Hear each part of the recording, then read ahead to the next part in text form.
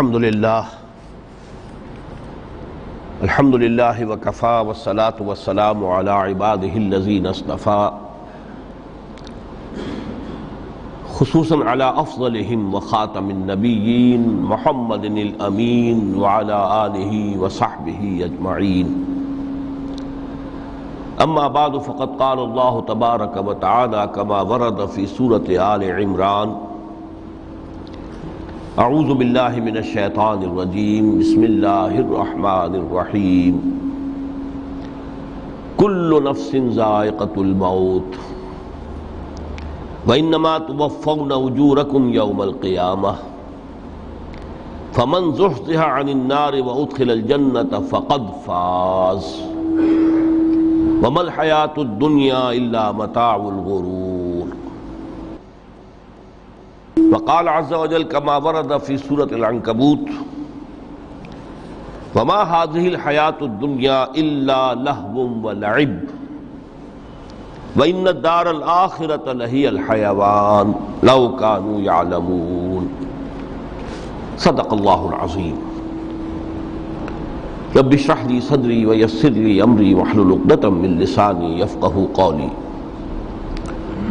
اللهم ربنا الہمنا رشدنا واعذنا من شرور انفسنا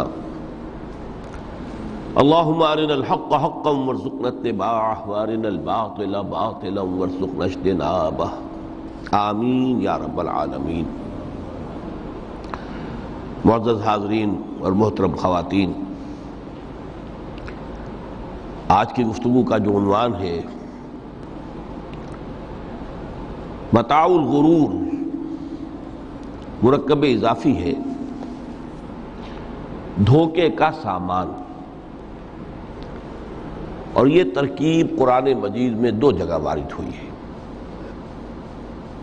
ایک تو سورہ آل عمران کی آیت 185 ہے جو میں نے ابھی تلاوت کی ہے، اور ایک پھر سورہ حدید کی آیت نمبر 20 ہے جس کا تذکرہ میں بعد میں کروں گا۔ دو مقامات پر متاع الغرور، دھوکے کا سامان، اس حیات دنیاوی کو قرار دیا گیا ہے۔ وَمَا الْحَيَاةُ الدُّنْيَا إِلَّا مَتَاعُ الْغُرُورِ، یہ دنیا کی زندگی سوائے دھوکے کے سامان کے اور کچھ نہیں۔ میں نے ساتھ ہی دوسری آیت جو تلاوت کی ہے وہ سورہ عنکبوت کی آیت ہے، اس لیے کہ یہ دھوکے کا سامان کس حوالے سے ہے، کس اعتبار سے یہ دنیا کی زندگی دھوکے کا سامان بنتا ہے، وہ اس آیہ مبارکہ کے بغیر بات واضح نہیں ہوگی۔ وما هذه الحیات الدنیا الا لہو ولعب، اور یہ دنیا کی زندگی تو سوائے کھیل اور تماشے کے اور کچھ نہیں۔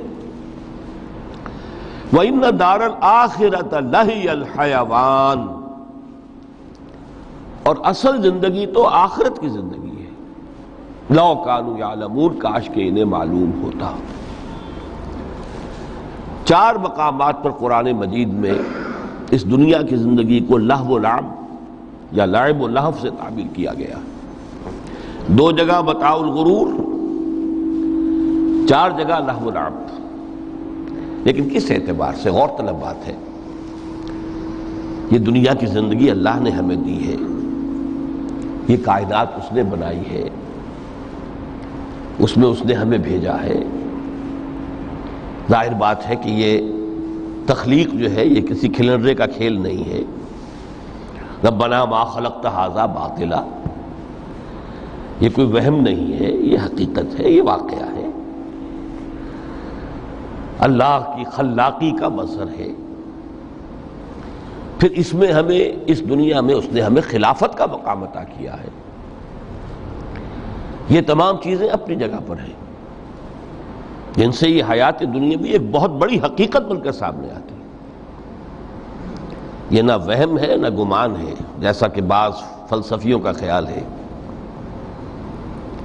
حقیقت ہے، واقعہ ہے، ٹھوس ہے، محسوس ہوتی ہے، اس کا دکھ اور کرب بھی محسوس ہوتا ہے، اس کی مسرت اور خوشی بھی محسوس ہوتی ہے۔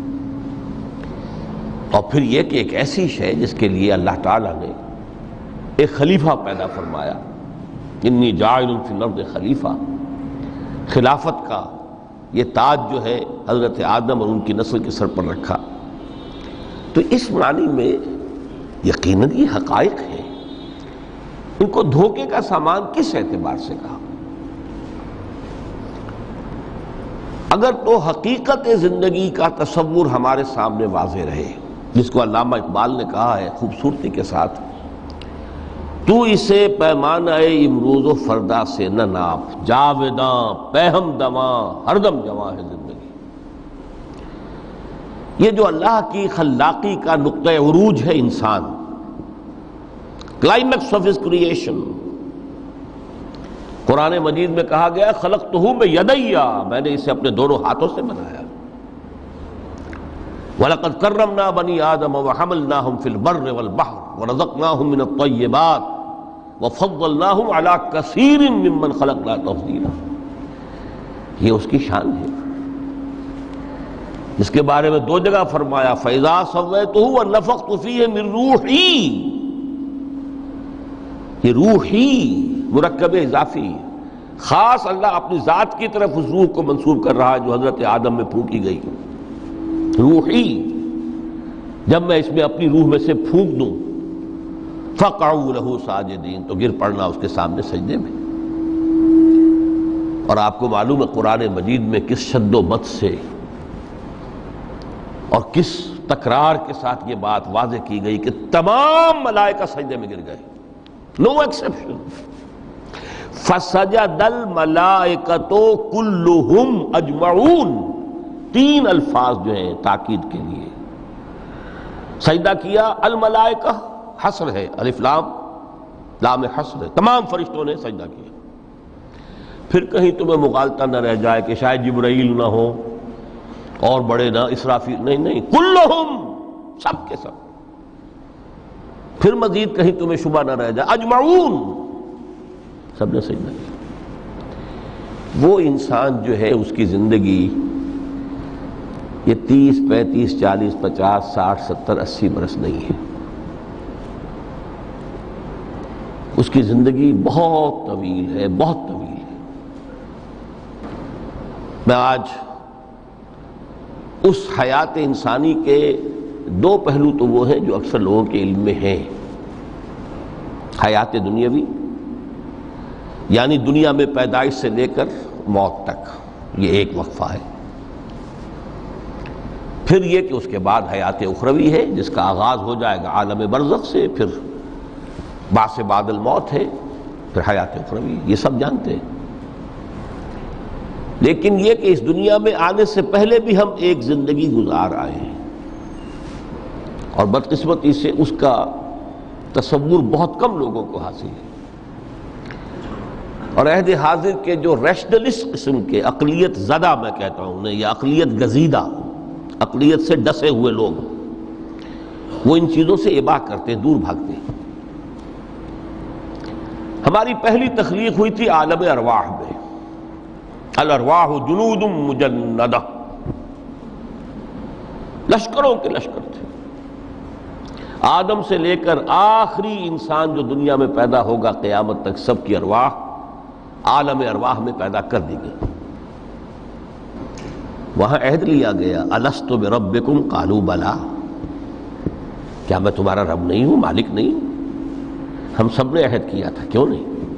شہید نہ، ہم گواہ۔ یہ عہد الست، اور ظاہر بات ہے کہ عہد جو ہوتا ہے جب تک انسان کو اپنی ذات کا شعور نہ ہو، خود شعوری نہ ہو۔ آپ دنیا میں معاہدہ کرتے ہیں تو کہتے ہیں کہ بقائمی ہوش و حواس میں یہ عہد کر رہا ہوں، معاہدہ کر رہا ہوں، تو ظاہر بات ہے کہ اس وقت ہم تھے اور ہوش و حواس کے ساتھ تھے، خود شعوری کے ساتھ تھے، لیکن صرف ارواح تھی، جسد نہیں تھے۔ اور یہی ہے وہ مقام جس کے بارے میں حضور نے سے جب پوچھا گیا کہ متى وجبت لک النبوۃ یا رسول اللہ، اللہ کے رسول آپ کو نبوت کب ملی؟ تو آپ نے فرمایا والآدم بین الماء والطین، ابھی آدم کا حیولہ جو ہے ابھی گارا گوندھ ہی رہا تھا، پانی اور گارے کے درمیان ہی تھے آدم، کہ میں اس وقت بھی نبی تھا۔ عالم خلق کا ابھی آغاز نہیں ہوا، ابھی عالم ارواح میں بھی جو تمام ارواح ہیں وہ اپنی امتیازی شان کے ساتھ ہیں۔ روح محمدی صلی اللہ علیہ وسلم، جس سے اگر نور محمدی کہیں تو غلط نہیں ہے، اس لیے کہ ارواح کا جو مادہ تخلیق ہے وہ نور ہے، جیسے فرشتوں کا مادہ تخلیق نور ہے۔ مسلم شریف میں حضرت عائشہ صدیقہ رضی اللہ تعالی عنہ سے روایت موجود ہے، اللہ نے فرشتوں کو نور سے پیدا کیا۔ روح، فرشتے روح ہیں، ارواح ہیں، روح القدس، روح الامین، اور ارواح انسانیہ بھی روح ہے، یہ سب ان کا مادہ تخلیق نور ہے۔ اس وقت ہم پیدا کیے گئے، صرف ارواح کی شکل میں ہم سے عہد لیا گیا اور پھر سلا دیا گیا۔ یہ پہلی موت تھی جو ہم پر وارد ہوئی ہے اس دنیا میں آنے سے پہلے، اس لیے کہ سورہ مومن کی ایک آیت میں فرمایا گیا ہے کہ جہنم میں لوگ جو ہیں فریاد کریں گے، ربنا امتنا اثنتین واحییتنا اثنتین فاعترفنا بذنوبنا فهل الى خروج من سبیل۔ اے اللہ تو نے ہمیں 2 مرتبہ مارا، 2 مرتبہ زندہ کیا، تو اب ایک مرتبہ اور صحیح، کہ یہاں سے نکلنے کا بھی کوئی راستہ ہے کہ نہیں؟ اتنے مراحل سے تو ہمیں لے کر آیا ہے، ایک مرحلہ اور سی۔ تو یہ 2 موتیں کون سی ہیں؟ پہلی موت وہ تھی جب ارواح کو موت کی نیند سلا دیا گیا۔ پھر عالم خلق، جسے آج سائنٹسٹ کہتے ہیں، جس کا نقطۂ آغاز ہے بگ بینگ، عالم ارواح اس سے پہلے کی شے ہے، اس تک سائنس نہیں پہنچ سکتی، وہ سائنس سے ماوراء ہے۔ لیکن جہاں سے سائنس شروع ہوتی ہے وہ عالم خلق کا آغاز ہے، بگ بینگ سے۔ وہ پھر مختلف مراحل، تنزل کے مراحل بھی آئے، ارتقاء کا مرحلہ بھی آیا، تفصیل میں جانے کا موقع نہیں ہے۔ بہت سے تنزلات کے مراحل اور بہت سے ارتقاء کے مراحل طے کر کے آدم تیار ہوا ہے۔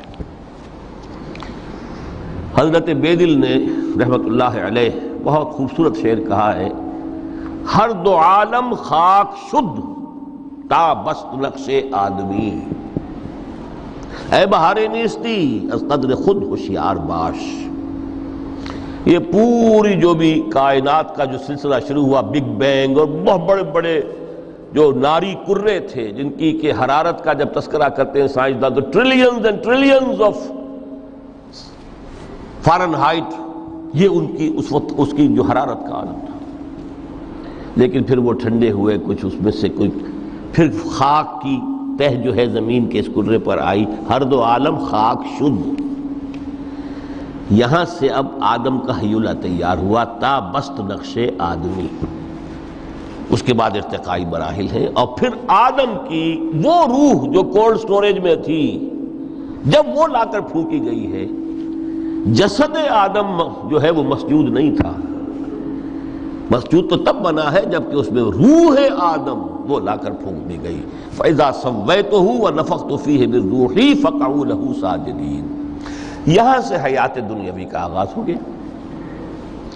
پھر وہ سلسلہ تناسل ہے، آدم اور حوا کی نسل میں سے ہر بچہ 4 ماہ کے بعد جب اس کا ایک حیولہ رحم مادر میں تیار ہو جاتا ہے، حدیث ہے متفق علیہ عبداللہ ابن مسعود سے رضی اللہ تعالی عنہ، اور جس کے اندر آغاز میں وہ کہتے ہیں کہ حضور نے ہمیں یہ بتایا، وَهُوَ الصَّادِقُ الْمَصْدُوقُ، دیکھنا تم کہیں شک میں نہ پڑ جانا، محمد کون ہے؟ الصادق المصدوق، جو سچے ہیں، جن کی سچائی کی اللہ گواہی دیتا ہے،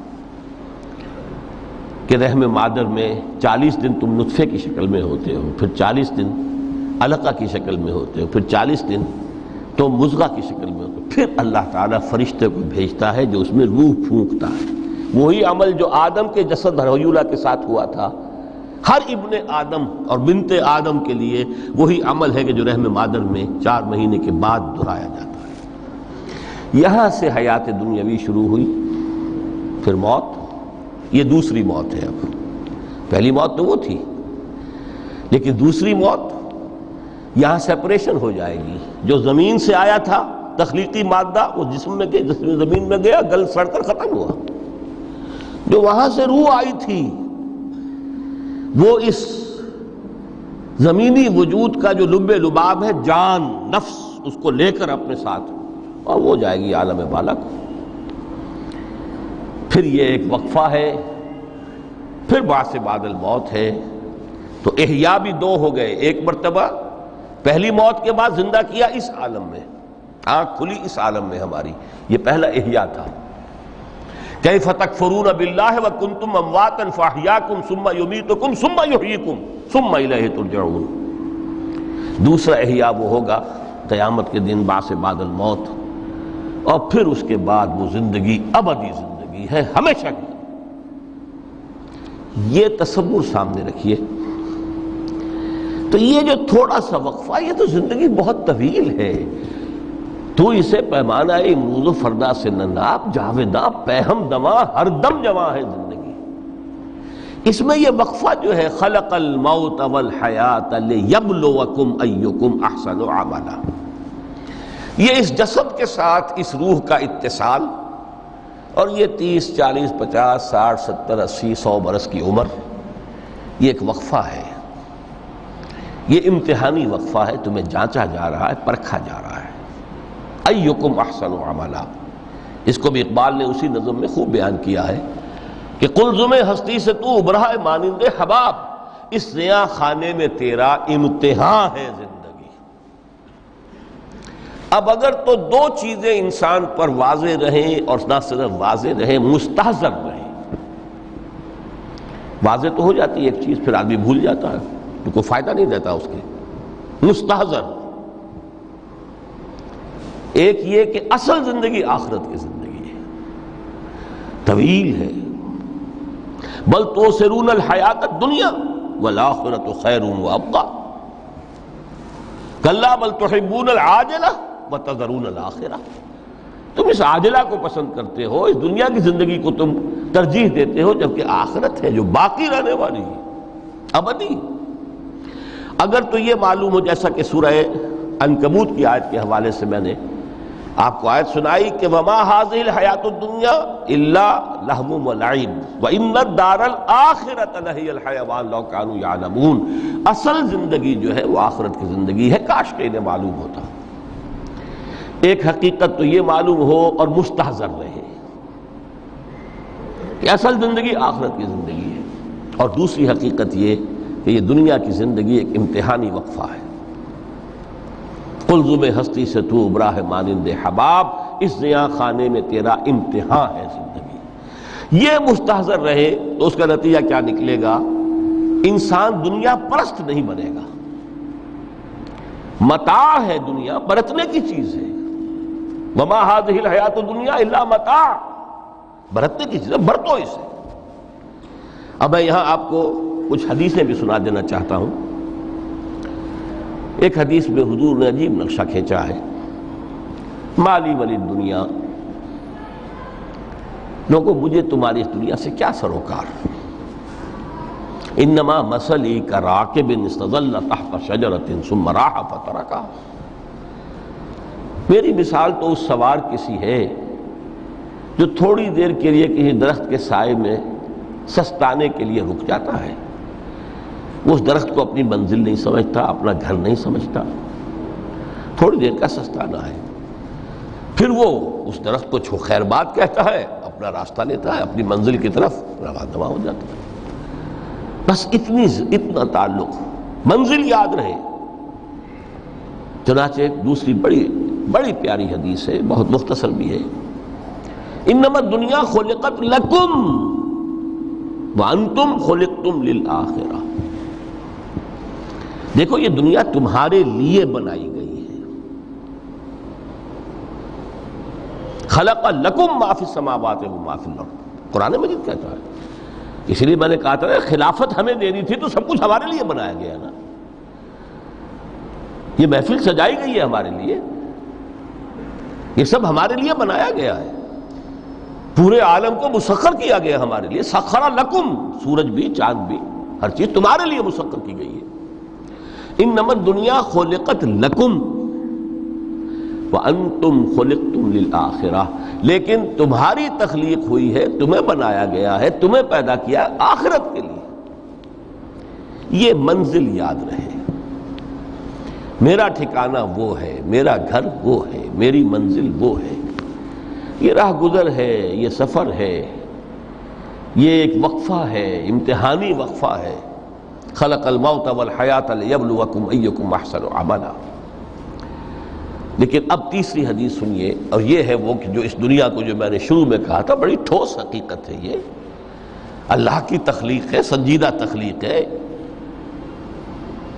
ہم نے کوئی کھیل کود کے لیے تو نہیں بنایا ہے۔ ربنا ما خلقت ھذا باطلا۔ حضور فرماتے ہیں الدنیا مزرعۃ الآخرہ، دنیا آخرت کی کھیتی ہے، یہاں بوؤ گے تو وہاں کاٹو گے، یہاں بوؤ گے نہیں تو کاٹو گے کیا خاک؟ اس اعتبار سے غور کیجئے، یہ دنیا اور حیات دنیاوی کا ایک ایک لمحہ ایک بڑی عظیم حقیقت بن کر سامنے آتا ہے۔ ہماری حیات دنیاوی کا ایک ایک لمحہ ابدی ہے، پوٹینشلی، کیوں کہ اس میں جو کچھ ہم کما رہے ہیں اس کے نتائج ابدی زندگی پر پھیلے ہوئے ملیں گے۔ تو گویا کہ یہ جو ہے، یہ گھڑی محشر کی ہے، طور سے محشر میں ہے، بیشتر غافل عمل کوئی اگر دفتر میں ہے، یہاں کا ایک ایک لمحہ تمہارے لیے بہت قیمتی ہے، یہاں بو، محنت کرو، کاشت کرو تاکہ وہاں کاٹ سکو۔ الدنیا مزرعۃ الآخرہ۔ اب دیکھیے یہ جو انداز ہے قرآن کا، وَمَا الْحَيَاةُ الدُّنْيَا إِلَّا مَتَاعُ الْغُرُورِ، جو ہماری گفتگو کا آج عنوان ہے، اس کے دو نتیجے نکلتے ہیں عملاً۔ ایک نتیجہ جو صحیح ہے، جو قرآن نکالنا چاہتا ہے، جس کی طرف اسلام رہنمائی کرتا ہے۔ ایک ہے بالکل منفی نتیجہ جس کی اسلام نفی کرتا ہے۔ وہ منفی نتیجہ کیا ہے؟ دنیا دھوکے کی ٹٹی ہے، چھوڑو گھر گھرستی کو، دفع کرو، رب سے لو لگانی ہے۔ یہ شادی کر کے اور گھر گھرستی کا کھکیڑ مول لینا، کہاں ایک پیٹ کا پالنا، کہاں 10 پیٹ لگ جائے پیچھے، اسی میں آدمی جو ہے گم ہو کر رہ جاتا ہے۔ لہذا گھر گھرستی کو چھوڑو، تجدد کی زندگی گزارو۔ پھر یہ تمدن ہر جگہ شر ہے، برائی ہے، دھوکہ ہے، فریب ہے، جھوٹ ہے، دفع ہو جاؤ، جاؤ کہیں پہاڑوں کی چوٹیوں پر، کہیں غاروں میں، گپھاؤں میں، کہیں جنگلوں میں دھونی روا۔ یہ ہے اس کا ایک منطقی نتیجہ جو نکلا ہے دنیا میں، اور تقریباً تمام مذاہب عالم میں نکلا ہے۔ رہبانیت جس کی جس شد و بد کے ساتھ نفی کی ہے محمد رسول اللہ صلی اللہ علیہ وسلم، لا رہبانیت فی الاسلام، اسلام میں کوئی رہبانیت نہیں، نفی ہے، مکمل نفی، لا رہبانیت فی الاسلام۔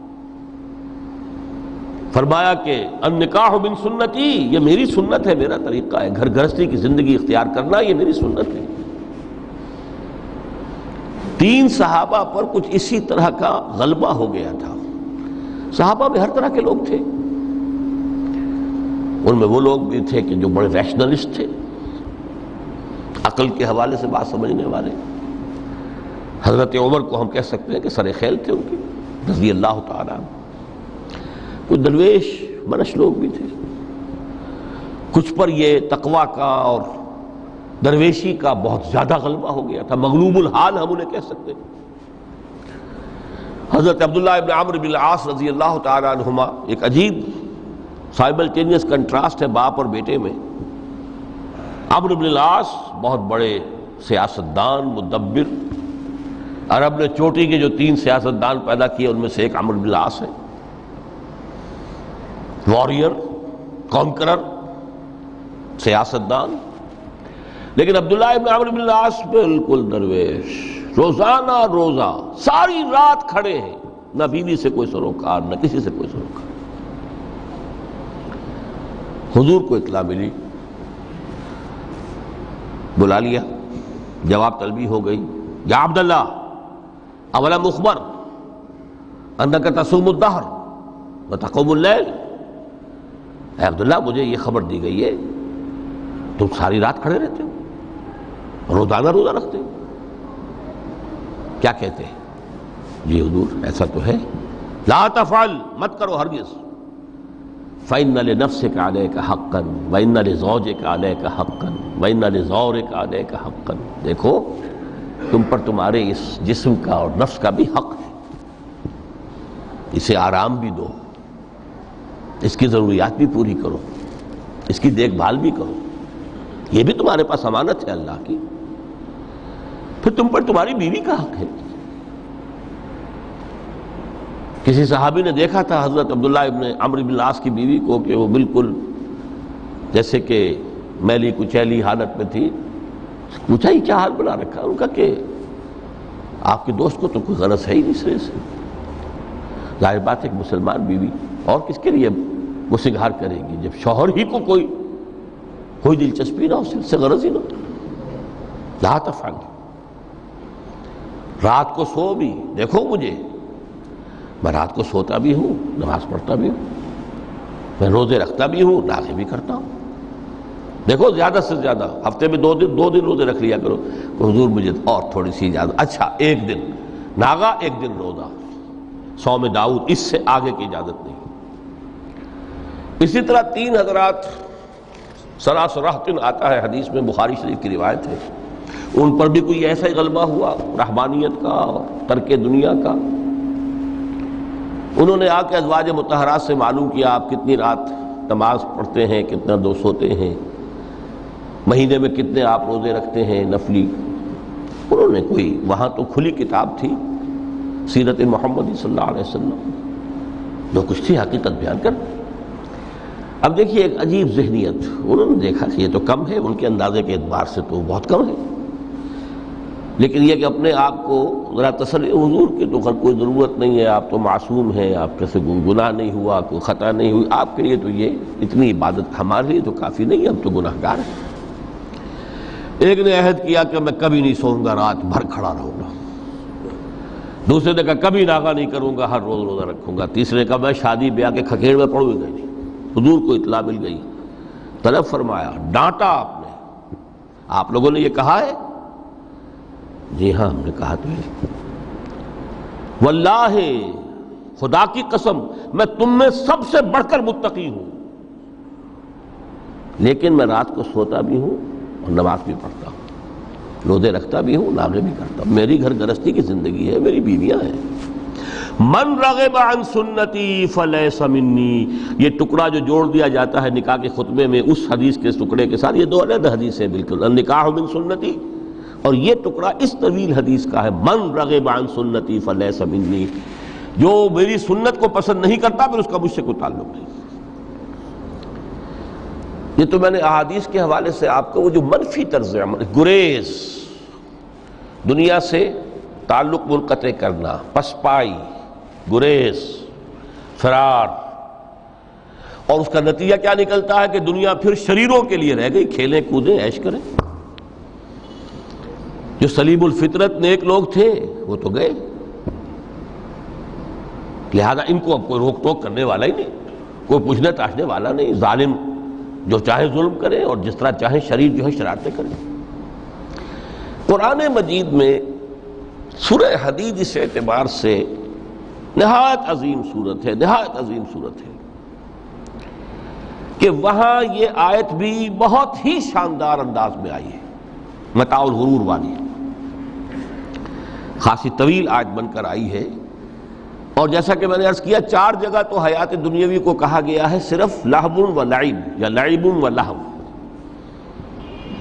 لیکن یہاں جو ہے آیت نمبر 20، اعلموا انما الحیات الدنیا لعب و لہو و زینت و تفاخر بینکم و تکاثر فی الاموال والاولاد۔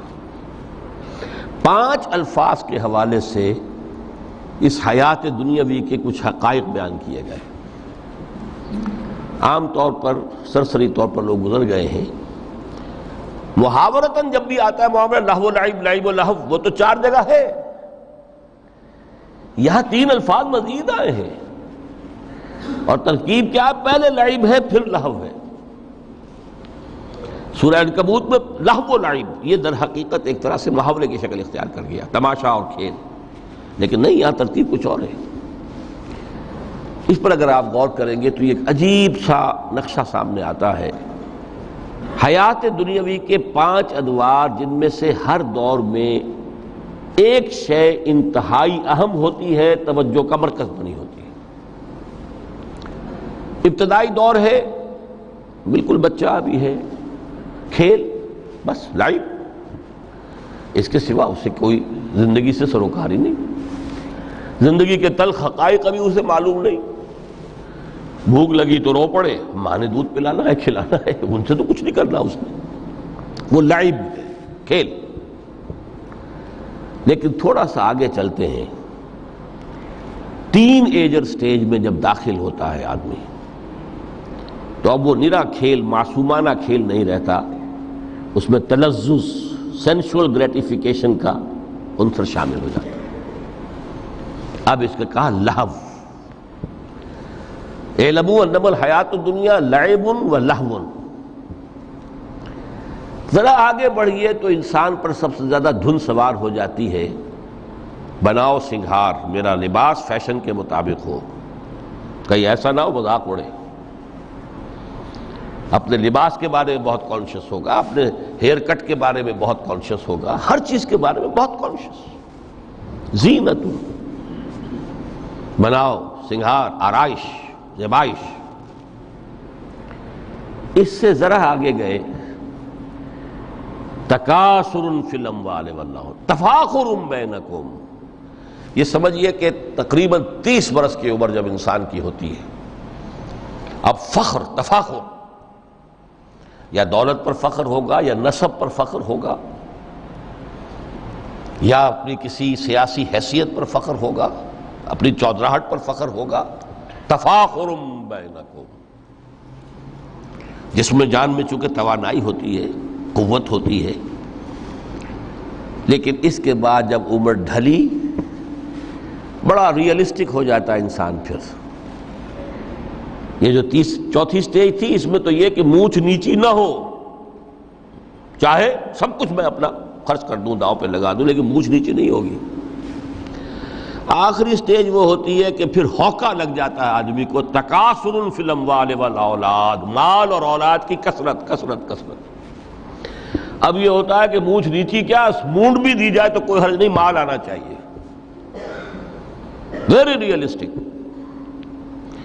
اور اسی حال میں انسان ہوتا ہے۔ آخری پارے کی صورت نے پھر اس میں ایڈ کر کے اس کے اوپر مہر لگا دی، الہاکم التکاثر حتی زرتم المقابر۔ یہ تکاثر جو ہے پیچھا نہیں چھوڑتا۔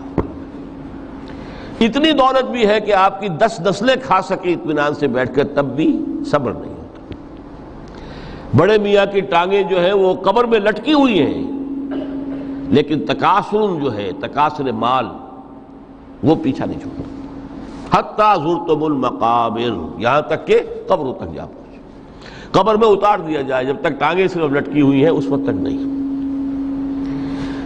اس کے بعد تشبیہ دی ہے کہ یہ حیات دنیاوی کا جو ایک سائیکل ہے، اعلموا انما الحیات الدنیا لعب و لہو و زینت و تفاخر بینکم و تکاثر فی الاموال والاولاد۔ اب اس کو کمپیئر کیا ہے پلانٹ کنگڈم میں جو سائیکل چل رہا ہے۔ یہ ہمارا سائیکل ہے 60-70 برس کا، بچہ پیدا ہوا، خوشیاں منائی گئیں، پھر وہ لڑکپن سے، پھر ٹین ایجر سٹیج سے، پھر جوانی ہے، پھر ادھیڑ عمر ہے، اور پھر بڑھاپا ہے، اور پھر قبر میں اتارا جانا ہے۔ لیکن یہ کہ پلانٹ کنگڈم میں سائیکل چلتی ہے، کمثل غیث اعجب الکفار نباتہ ثم یہیج فتراہ مصفرا ثم یکون حطاما۔ یہ 4 سٹیج ہیں۔ جیسے بارش برستی ہے تو سبزہ نمودار ہوتا ہے، اور کاشتکار کو بڑا اچھا لگتا ہے، اس نے بیج بویا تھا، اس نے محنت کی تھی، اس نے ہل چلایا تھا، اعجب الکفار نباتہ، اس کو بہت اچھا لگتا ہے، دل باغ باغ ہو جاتا ہے۔ جیسے آپ کے یہاں بیٹا ہوا، پوتا ہوا، خوشیاں مناتے ہیں آپ، کمثل غیث اعجب الکفار نباتہ ثم یہیج، پھر وہ فصل اپنی پوری قوت کو پہنچتی، فصل لہرا رہی ہے، فتراہ مصفرا، پھر وہ زرد ہو جاتی ہے، وہ ہریاول اب ختم ہوئی، اب فصل پک گئی ہے، اب وہ زردی پر آ گئی ہے، ثم یکون حطاما، پھر وقت آتا ہے اگر وہ خضرو گھاس ہے تو پھر وہ چورا چورا ہو کر پھر وہ مٹی میں مل جاتی ہے، اور اگر فصل ہے تو کھیتی کٹ گئی، اس کے بعد کیا رہ گیا وہاں، وہ چورا ہی رہ جاتا ہے باقی۔ یہ لائف کا سائیکل چل رہا ہے، 3 مہینے کا ہو، 4 مہینے کا ہو، یہ ہے پلانٹ کنگڈم کا، وہ ہے سائیکل انسانی زندگی کا۔ اب فرمائی ٹیپ کی بات جو ہے، وَفِي الْآخِرَةِ عَذَابٌ شَدِيدٌ وَمَغْفِرَةٌ مِّنَ اللَّهِ وَرِضْوَانٌ۔ دیکھو دنیا کی زندگی تو ان سٹیجز سے ہو کر گزری جانی ہے، جو پیدا ہوا ہے اس پر بڑھاپا بھی آئے گا، موت بھی آئے گی، کل نفس ذائقۃ الموت، جو سورہ آل عمران کی 185ویں آیت کا پہلا جملہ تھا۔ ہر انسان کو جو پیدا ہوا موت آنی ہے۔ اب یہ ہے کہ وہ کہیں آپ نے محل میں گزار لی زندگی، کسی کٹیا میں گزار لی زندگی، کسی کی فٹ پاتھ پر گزر گئی زندگی، زندگی گزر جاتی ہے، گزرتی ہے، اور ان 5 سٹیجز میں سے ہو کر گزرتی ہے۔ آپ گندی گلیوں میں بچوں کو کھیلتے ہوئے دیکھتے ہیں، وہ بھی کھیل رہے ہوتے ہیں، نالیوں کے پانی کے اندر کھیل رہے ہوتے ہیں، ان کا بھی کھیل ہے، گندے جوہڑ میں کھیل رہے ہوتے ہیں، وہ تو ہے زندگی کی وہ سٹیج جو ہے کھیل کی ہے۔ کسی کے پاس بڑے قیمتی کھلونے ہیں، ان سے کھیل رہا ہے، کوئی اس طرح گلی ڈنڈا کھیل رہا ہے یا کچھ اور کھیل رہا ہے، لیکن وہ 5 سٹیجز تو آئیں گی۔ اعلموا انما الحیات الدنیا لعب ولہو وزینۃ وتفاخر بینکم وتکاثر فی الاموال والاولاد کمثل غیث اعجب الکفار نباتہ ثم یہیج فتراہ مصفرا ثم یکون حطاما وفی الآخرۃ عذاب شدید ومغفرۃ من اللہ ورضوان۔ آخرت میں جا کر یہ بائیفرکیشن ہو جانی ہے، یا تو شدید عذاب اور یا اللہ کی مغفرت اور رضا۔ Now the choice is yours، اما شاکرا و اما کفورا، فیصلہ تم خود کر لو۔ وما الحیات الدنیا الا متاع الغرور، یہاں بھی آخری الفاظ وہ ہے کہ دنیا کی زندگی دھوکے کے سوا کچھ نہیں۔ کیوں؟ اگر تو دنیا کی زندگی میں گم ہو گئے، جیسے کہ اقبال نے کہا ہے کہ کافر کی یہ پہچان کے آفاق میں گم ہے، اور مومن کی یہ پہچان کہ گم اس میں ہے آفاق۔ دنیا میں رہو، طالب دنیا نہ بنو، طالب عقبہ، طالب آخرہ۔ دنیا میں رہو، برتو، استعمال کرو، تمہارے لیے پیدا کیا گیا، بھائی برتو، متاع ہے، برتنے کی شے ہے۔ ہاں حلال اور حرام کی پابندیاں سامنے رکھو، باقی برتو۔ مطلوب یہ نہ ہو، مقصود یہ نہ ہو، مطلوب آخرہ ہو۔ انما الدنیا خلقت لکم وانتم خلقتم للآخرہ۔ منزل وہ رہے، مستحضر رہے، سامنے رہے کہ میں تو اجنبی ہوں، یہاں یہ میرا وطن نہیں ہے۔ الدنیا سجن المومن و جنت الکافر، جیسے کسی پرندے کو کسی پنجرے میں بند کر دیا گیا ہو، اس طرح ہمیں اس دنیا میں بھیج دیا گیا، اللہ کی مرضی ہے، اس نے بھیجا ہے۔ جب تک وہ چاہتا ہم رہیں گے یہاں، لیکن ہمارا دل یہاں نہیں لگے گا۔ بازار سے گزرا ہوں، خریدار نہیں ہوں، طالب دنیا نہ ہو، تب تو یہ کوئی دھوکے کا سودا نہیں، وطن نہیں، بالکل نہیں۔ حضور نے خود فرمایا مجھے تمہاری اس دنیا میں سے فلاں فلاں چیزیں بہت پسند ہیں، اور کس قدر ریئلسٹک ہیں۔ آپ نے عورتوں کے بارے میں فرمایا مجھے اس دنیا سے پسند ہے عورت، کوئی تصنع اور کوئی بھی تکلف اور کوئی خلاف فطرت بات نہیں کی محمد رسول اللہ صلی اللہ علیہ وسلم۔ آنکھوں کی ٹھنڈک میری نماز میں ہے، مجھے خوشبو پسند ہے، عورت کی طرف بھی آپ کا رجحان تھا۔ قرآن مجید میں آتا ہے نا، اے نبی اب کوئی اور نکاح آپ نہیں کریں گے، وَلَوْ أَعْجَبَتْكَ حُسْنُهُنَّ، چاہے ان کا حسن جو ہے وہ آپ کو اچھا لگے، اب اجازت نہیں ہے مزید، بس فل سٹاپ، جتنے نکاح ہو چکے ہو چکے۔ تو یہ دنیا کو حضور نے صلی اللہ علیہ وسلم دنیا پر سوار رہو، دنیا کو اپنے اوپر سوار نہ ہونے دو، بس بات صرف یہ ہے۔ کافر کی یہ پہچان کہ آفاق میں گم ہے، سورہ کہف کا ایک مرکزی مضمون ہے. پہلے رکوع میں بات آتی ہے اِنَّا جَعَلْنَا مَا عَلَى الْأَرْضِ زِینَةً لَهَا لِنَبْلُوَهُمْ أَيُّهُمْ أَحْسَنُ عَمَلًا.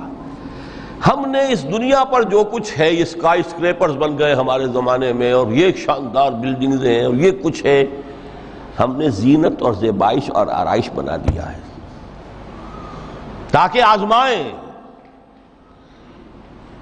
انہی کے حسن کے شکار ہو جاتے ہو اور ان کے پرستار بن کر رہ جاتے ہو. رخ روشن کے آگے شمع رکھ کر وہ یہ کہتے ہیں ادھر جاتا ہے دیکھیں یا ادھر پروانہ آتا ہے. پھر بھی اللہ ہی کے عاشق بنے رہو، اللہ ہی سے محبت کرو تو کامیاب ہو گئے. دنیا کو برتو. اگر دنیا یہ عروس ہزار داماد جو ہے، اگر کہیں یہ محبوبہ بن گئی تو گئے، ختم. اچھا دیکھیے اس سورہ حدید میں اب یہ دنیا کی حقیقت کو اس طرح بیان کر کے دو نتیجے جو اس سے نکلتے ہیں ان کو علیحدہ علیحدہ بیان کر دیا. ایک نتیجہ جو میں بیان کر چکا، رہبانیت، ترک دنیا، اس کی نفی کرتے ہوئے فرمایا وَلَقَدْ أَرْسَلْنَا نُوحًا وَإِبْرَاهِيمَ وَجَعَلْنَا فِي ذُرِّيَّتِهِمَا النُّبُوَّةَ وَالْكِتَابَ فَمِنْهُمْ مُهْتَدٍ وَكَثِيرٌ مِّنْهُمْ فَاسِقُونَ ثُمَّ قَفَّيْنَا عَلَىٰ آثَارِهِمْ بِرُسُلِنَا وَقَفَّيْنَا بِعِيسَى ابْنِ مَرْيَمَ وَآتَيْنَاهُ الْإِنجِيلَ وَجَعَلْنَا فِي قُلُوبِ الَّذِينَ اتَّبَعُوهُ رَأْفَةً وَرَحْمَةً وَرَهْبَانِيَّةً ابْتَدَعُوهَا مَا كَتَبْنَاهَا عَلَيْهِمْ. اصل مضمون یہ تھا جس کے لیے تمہید اتنی لمبی باندھی. ہم نے نوح کو بھیجا، ابراہیم کو بھیجا، ان کی اولاد میں ہی نبوت اور کتاب رکھ دی. پھر ان کے نقش قدم پر ہم نے اٹھایا عیسیٰ ابن مریم کو، انہیں انجیل دی. اور جو لوگ ان پر ایمان لائے ان کے دلوں میں رحمت اور رافت کے جذبات پیدا کر دیے، انسانی ہمدردی. حضرت عیسیٰ کا جو اپنا مزاج تھا، ظاہر بات ہے کہ آپ کے حواریین اور آپ پر ایمان لانے والوں میں اسی کا ایک عکس پیدا ہونا تھا. لہذا وہ ایک خاص کیفیت، لیکن فرمایا ایک شے کو انہوں نے بدعت کے طور پر ایجاد کر لیا، وَرَهْبَانِيَّةً ابْتَدَعُوهَا مَا كَتَبْنَاهَا عَلَيْهِمْ. رہبانیت کی انہوں نے بدعت ایجاد کر لی، یہ انہوں نے کی ہے، ہم نے یہ ان پر فرض نہیں کی تھی. یہ ہے وہ منفی نتیجہ. گریز، خانقاہوں میں جا کر بیٹھ جاؤ، موناسٹسزم، تجرد کی زندگی گزارو. نتیجہ اس کا کیا نکلتا ہے کہ بظاہر راہب اور راہبائیں رہ رہی ہیں اور رہ رہے ہیں، اور اندر جو حرام کاری کے بازار چل رہے ہیں، اور تہخانوں کے اندر حرامی بچوں کی قبروں کے قبرستان بنے.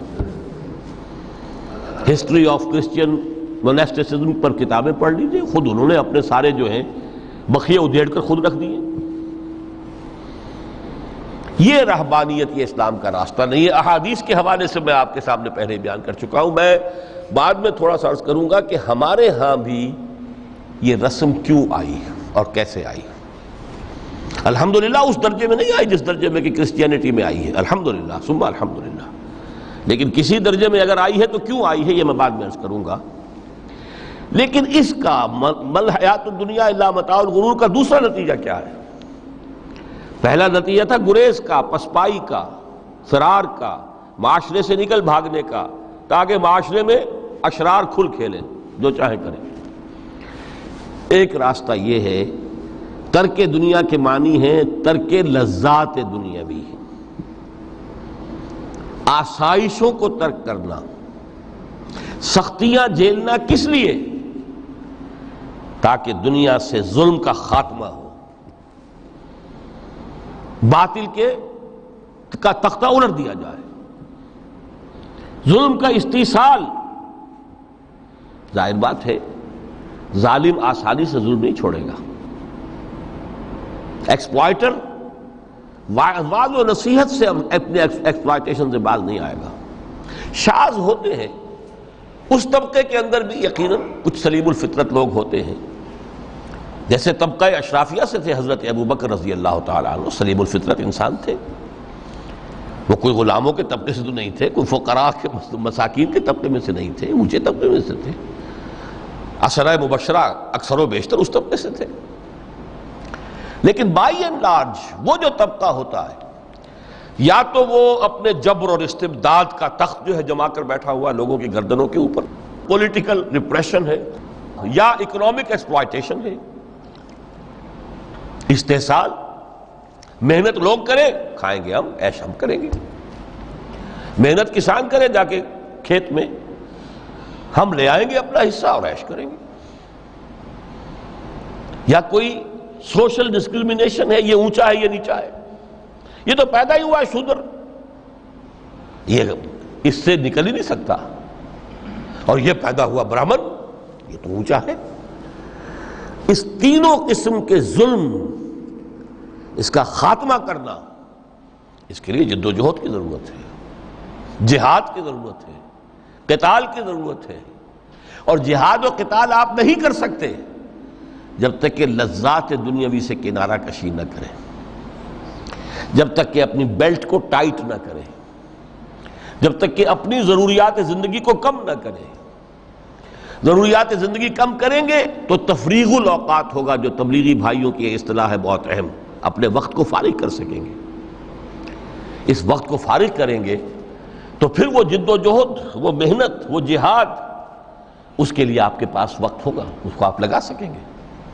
پھر اس میں جب سخت سے سخت منزلیں آئیں گی تو اس میں میدان میں مقابلہ بھی ہوگا، جان کی بازی بھی کھیلنی پڑے گی، اس میں قید و بند کا وقت بھی آ سکتا ہے۔ 3 برس تک اگر محمد عربی صلی اللہ علیہ وسلم پورے خاندان بنی ہاشم کے ساتھ بدترین اسیری سمجھ لیجئے شیب بنی ہاشم میں جو رہیں، یہاں تو اسیروں کو آپ راشن تو دیتے ہیں، کھانا تو دیتے ہیں، وہاں تو اصل جو ہے وہ تو دونوں طرف سے گھاٹی کا منہ بند کر دیا گیا تھا، سیل تھی کہ کوئی شے جو ہے وہ جانے نہ پائے اندر۔ 3 برس، جس میں کہ وہ وقت بھی آیا ہے کہ سوکھے ہوئے چمڑے ابال ابال کر اس کا پانی جو ہے بلکتے ہوئے بچے، پھول جیسے بچے بنی ہاشم، ان کے حلق میں ٹپکایا گیا ہے، اور کچھ نہیں۔ کچھ تھے لوگ، حکیم بن حزام جیسے رضی اللہ تعالیٰ عنہ، بعد میں ایمان بھی لے آئے۔ حضرت خدیجہ رضی اللہ تعالیٰ عنہ کے چونکہ وہ قریبی رشتہ دار تھے، وہ پہاڑ کو کراس کر کے چوٹی پر سے اتر کر کچھ کبھی کبھی کھانے پینے کی چیز پہنچا دیتے تھے۔ یہ سارے مراحل آئیں گے۔ یہ جو ہے یہ مثبت ہے، ترک دنیا وہ نہیں۔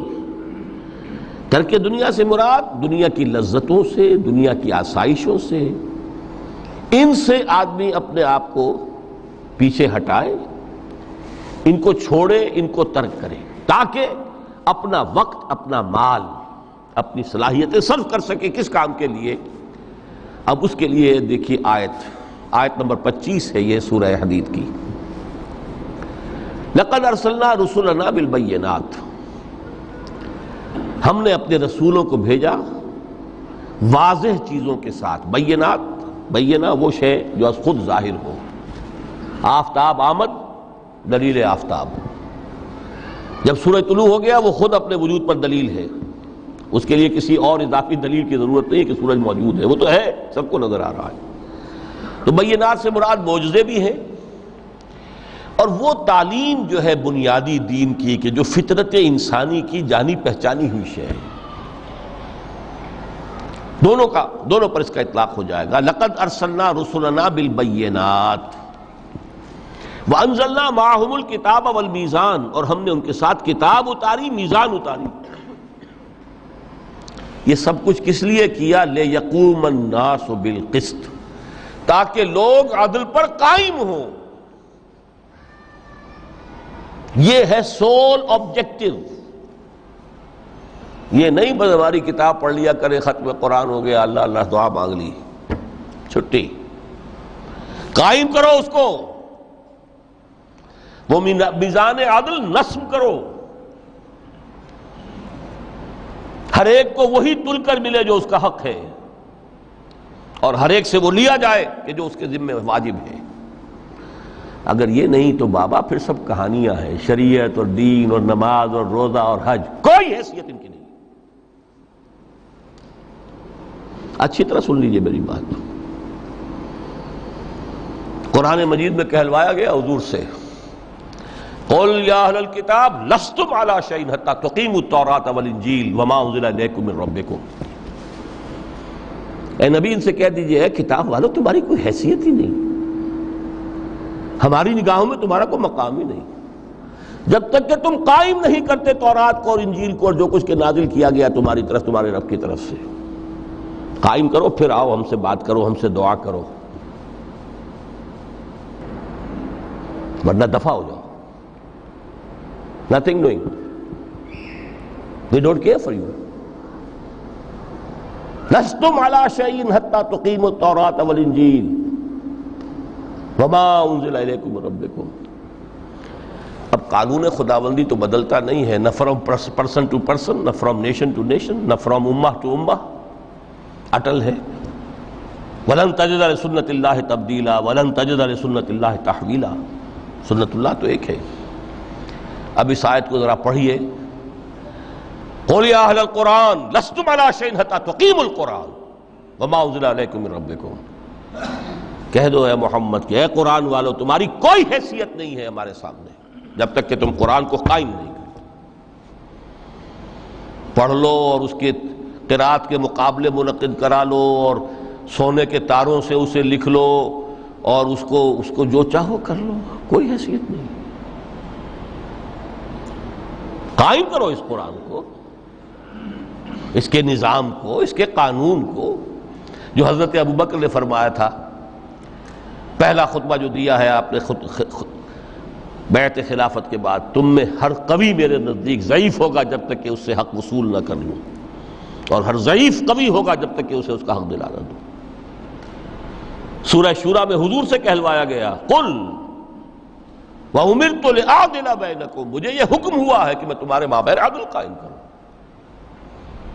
میں واعظ بن کر نہیں آیا، میں بدھ مت کے بھکشو بنانے کے لیے نہیں آیا تمہیں. ہاں انقلابی عمل میں ایک مرحلہ آتا ہے، بدھ مت کے بھکشو بننا پڑتا ہے کچھ عرصے کے لیے، تیاری کا مرحلہ، وہ میں ابھی بعد میں ذرا بیان کر دوں گا. لیکن مستقل نہیں ہے یہ بدھ مت کے بھکشو. یہ بدماش جس طرح چاہیں کھل کھیلیں، ظالم جس طرح چاہیں لوگوں پر ظلم کرتے رہیں، تشدد اور جبر کا جس طرح سے چاہے معاملہ کریں، استحصالی نظام جس طرح ہوتا ہے چلتا رہے. شاہ ولی اللہ دہلوی رحمۃ اللہ علیہ کے الفاظ میں انسانوں کی عظیم اکثریت ڈھور ڈنگر بن جائے، صبح سے لے کے شام تک کمر توڑ دینے والی مشقت کے بعد بمشکل 2 وقت کی روٹی ملتی ہو، اس کا کبھی خیال اسے اللہ کا آئے گا؟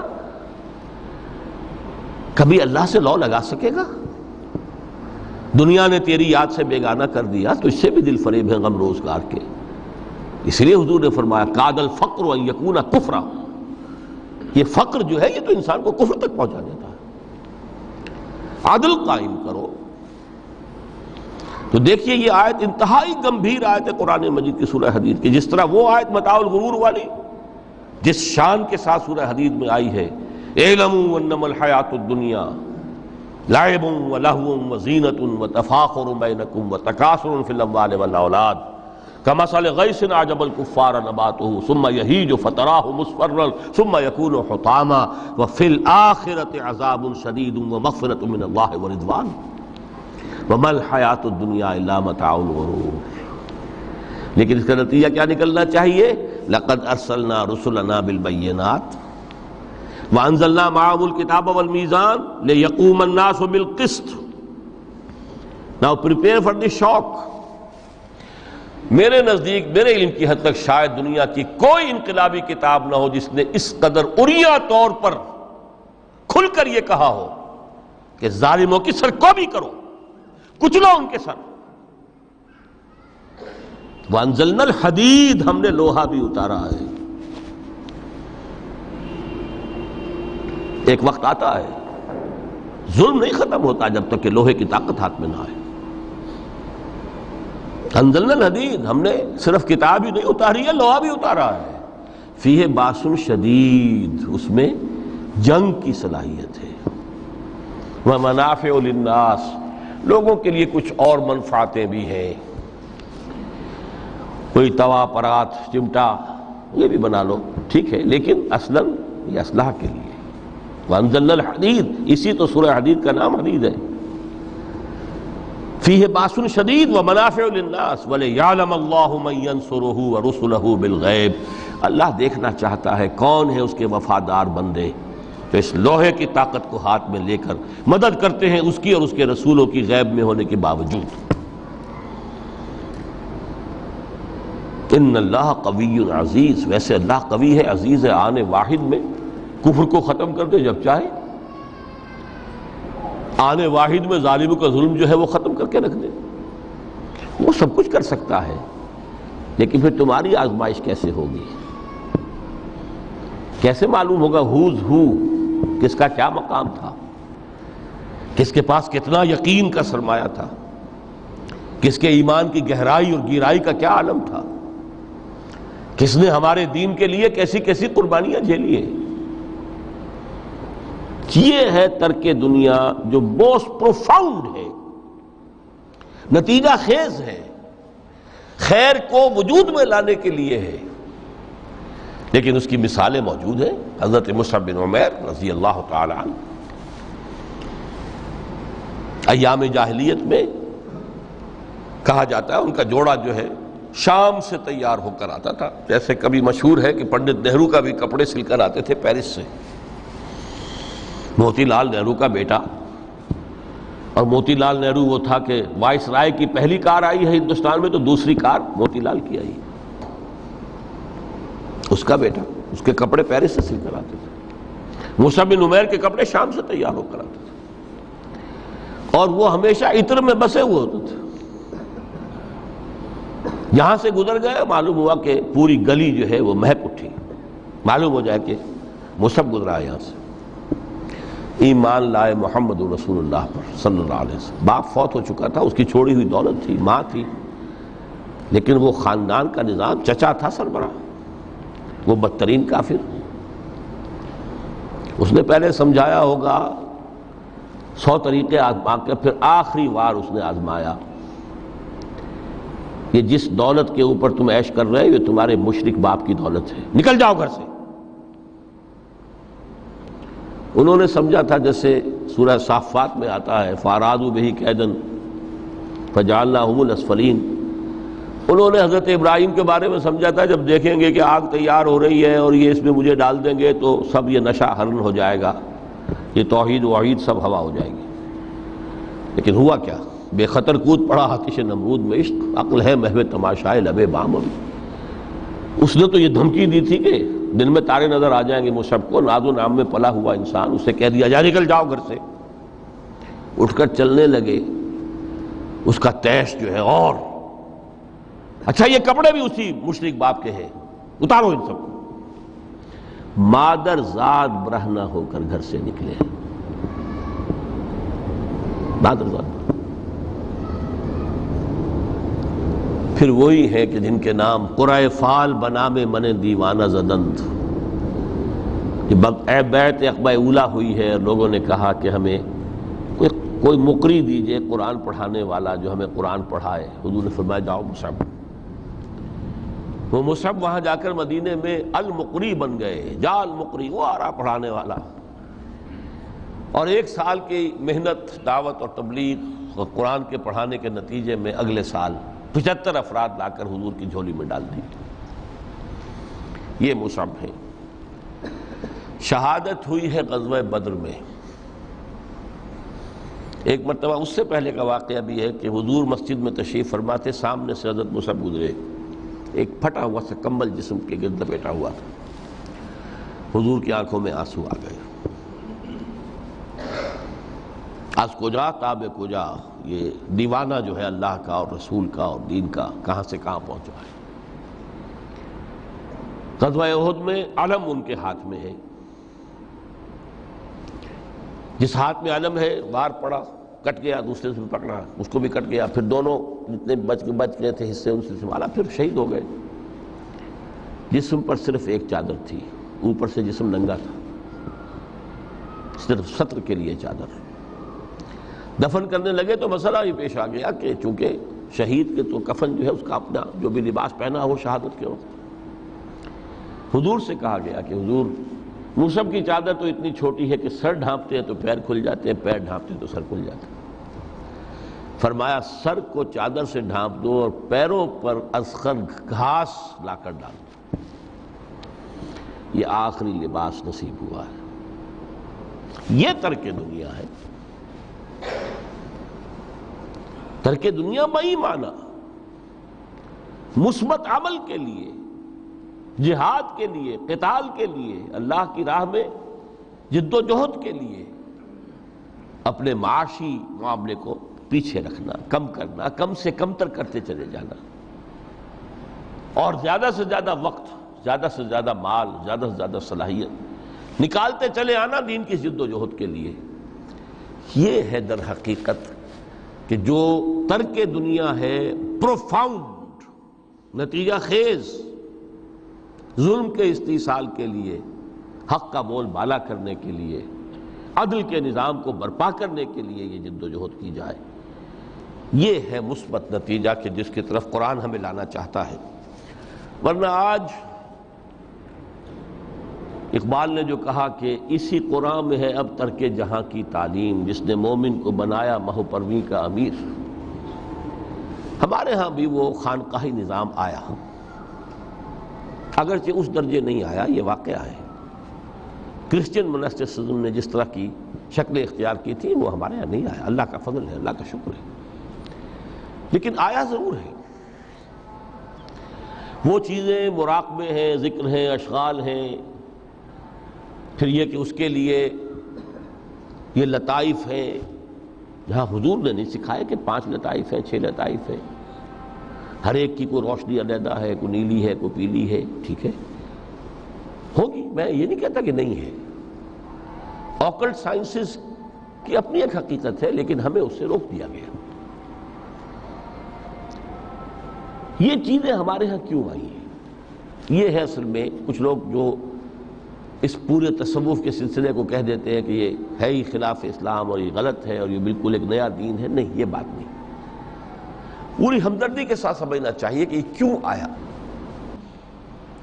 دیکھیے، اصل جو سلوک محمدی تھا صلی اللہ علیہ وسلم، جو تصوف محمدی تھا، وہ تو یہ تھا: جہاد، دعوت، جہاد، دین کا غلبہ، تن من دھن لگا دو.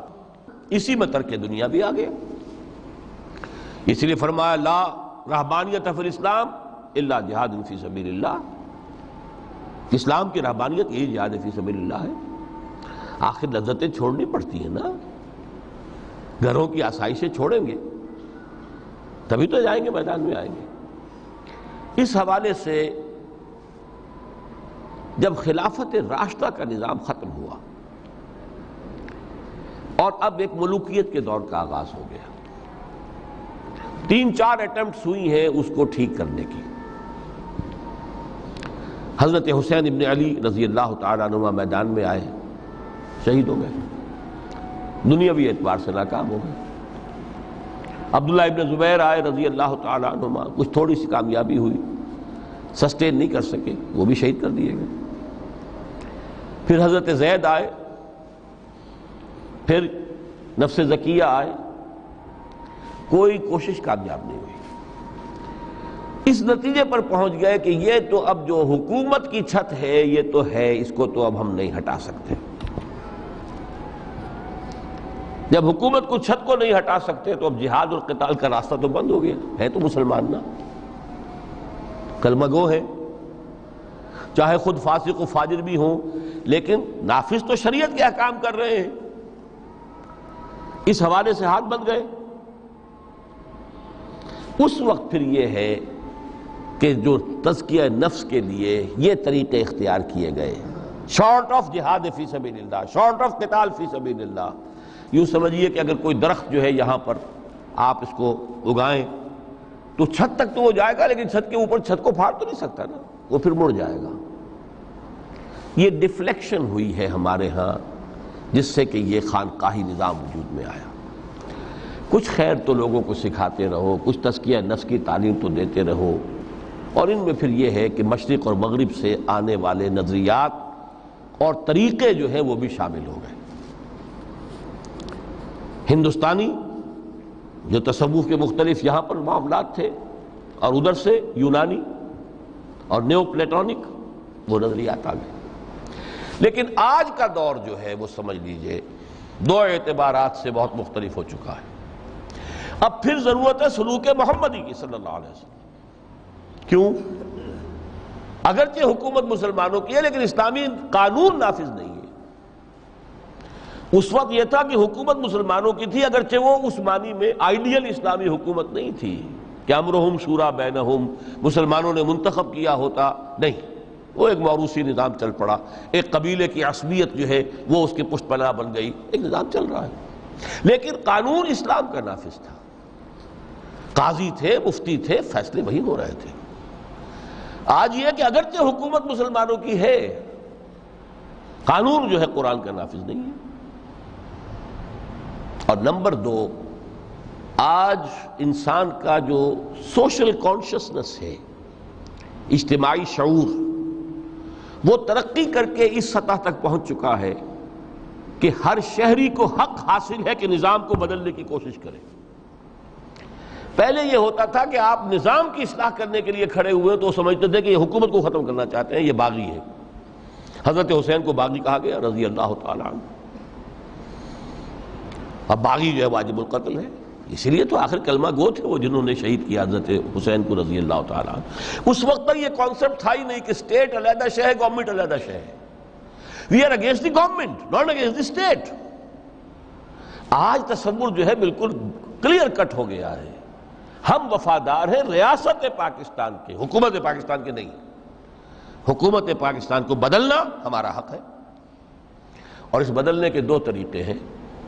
یا ایک انتخابات کا ذریعہ ہے یا پھر ایجیٹیشن کا ذریعہ ہے، بشرطے کہ ایجیٹیشن پیسفل ہو، توڑ پھوڑ نہ ہو، کسی کی جان اور مال اور پراپرٹی کو کوئی نقصان نہ پہنچایا جائے، خود مرنے کو تیار ہو جائے، گولیاں چلیں، جیلوں میں جائیں، ایجیٹیٹ کریں. اگر جیلیں بھر جائیں گی، اگر گولیاں مار مار کر جو ہے فوج ایک وقت میں آ کر کہہ دے گی، جیسے کہ بھٹو کے زمانے میں کہہ دیا تھا، جبکہ اس نے کہا تھا کہ میری کرسی بہت مضبوط ہے، لیکن جب بریگیڈیئر محمد اشرف گوندل ہی ٹک دی لیڈ، پھر 3 اور آگے بریگیڈیئر ان کے ساتھ مل گئے.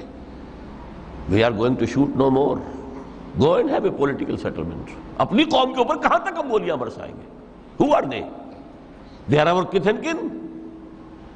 We are not an occupation army.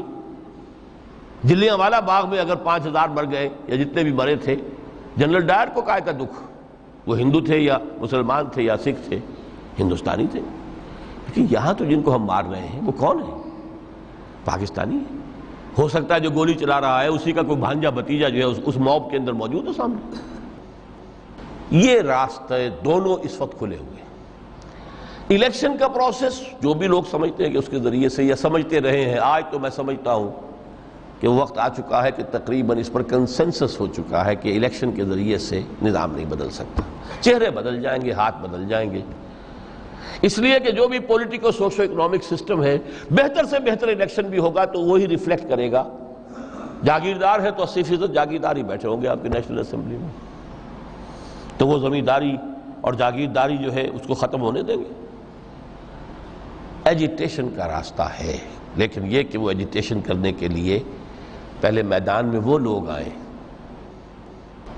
جو اپنی ذات پر اپنے گھر میں دین نافذ کر چکے ہوں، اپنی معاش کو پاک کر چکے ہوں، اپنی معاشرت کو درست کر چکے ہیں. یہ 2 کام اگر نہیں کیے تو بہتر ہے گھر میں بیٹھے رہیں، باہر نہ نکلے، دین کا نام نہ لیں، وہ دین کو بدنام کریں گے. یہ مرحلہ طے کر لیں اور پھر ایک بنیان مرصوص بن کر نہیں عن المنکر بالید. جب تک طاقت کافی نہیں ہے اس وقت تک دعوت ہے، تبلیغ ہے، خوشامد ہے. وَلْتَكُن مِّنكُمْ أُمَّةٌ يَدْعُونَ إِلَى الْخَيْرِ وَيَأْمُرُونَ بِالْمَعْرُوفِ وَيَنْهَوْنَ عَنِ الْمُنكَرِ وَأُولَٰئِكَ هُمُ الْمُفْلِحُونَ. یہ سب زبان سے ہوگا، ہاتھ سے نہیں. جب طاقت کافی ہوگی تو اب ہاتھ سے ہو. اب ہم یہ کام نہیں چلنے دیں گے، اب یہ بینک نہیں چلیں گے، گھراؤ کریں گے، نہیں چلنے دیں گے. یہ اخبارات میں جو فحاشی کے سمجھیے کہ وہ رنگین صفحات نہیں نکلنے دیں گے، پکیٹنگ ہو جائے گی. کئی دن تک کراچی میں جنگ کا گھیراؤ کیا گیا تھا MQM کی طرف سے، اور صرف یہ بات تھی کہ ہماری خبریں صحیح شائع نہیں کر رہا ہے. جب نہیں نکلنے دیا گیا جنگ، اس کے بعد صورت یہ ہو گئی کہ الطاف صاحب کو چھینک بھی آتی تھی تو پہلے صفحے پہ لکھا ہوتا تھا لیکن کریں نا، میدان میں آئے نا لوگ۔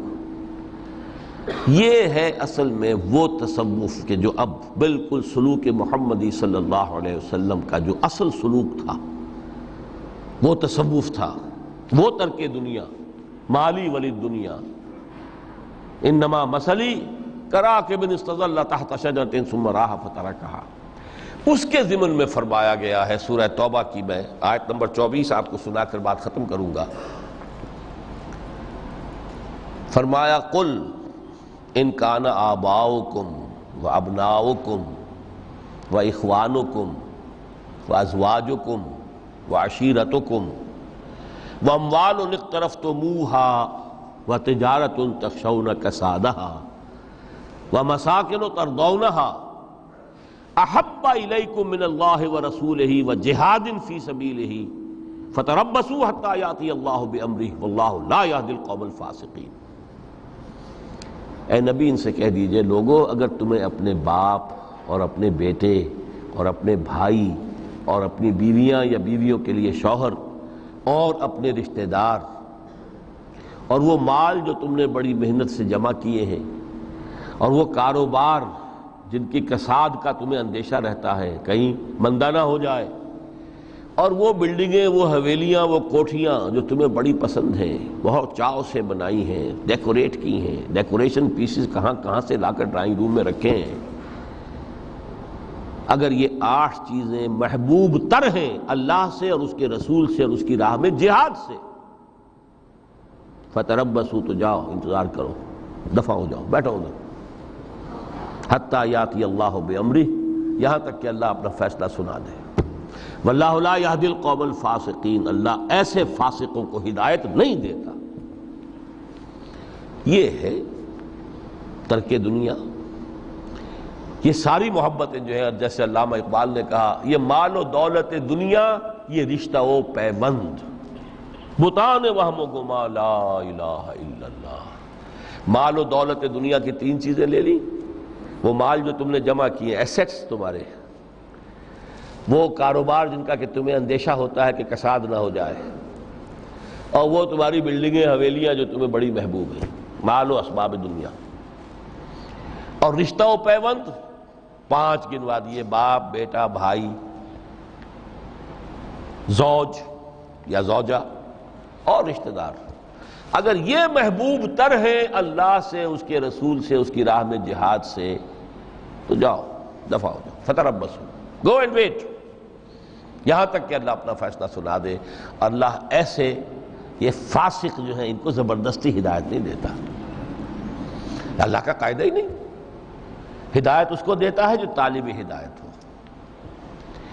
تو متاع الغرور اس معنی میں کہ دنیا کی کوئی شے اور اس کی محبت ہمارے راستے میں بیڑی بن کر ہمارے پاؤں میں نہ پڑ جائے، اس راستے سے، دعوت دین اور اقامت دین کی جد و جہد سے، اگر یہ ہے تو یہ متاع الغرور ہے، دھوکہ ہے، فریب ہے۔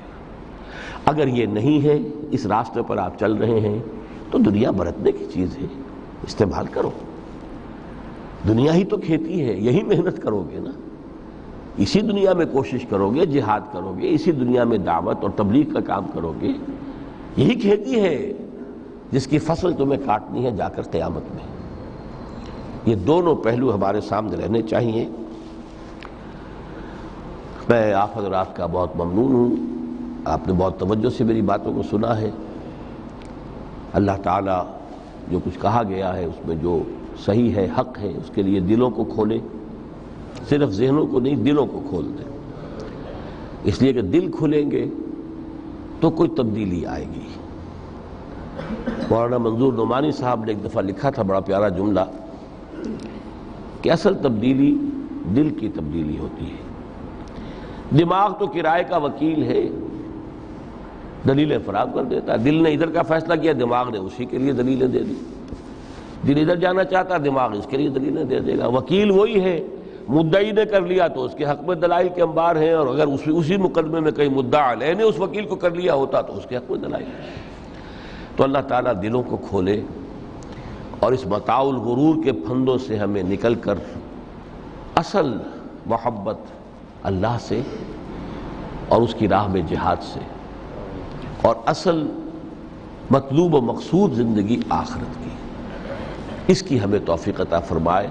اقول قولی ھذا واستغفر اللہ لی ولکم ولسائر المسلمین والمسلمات۔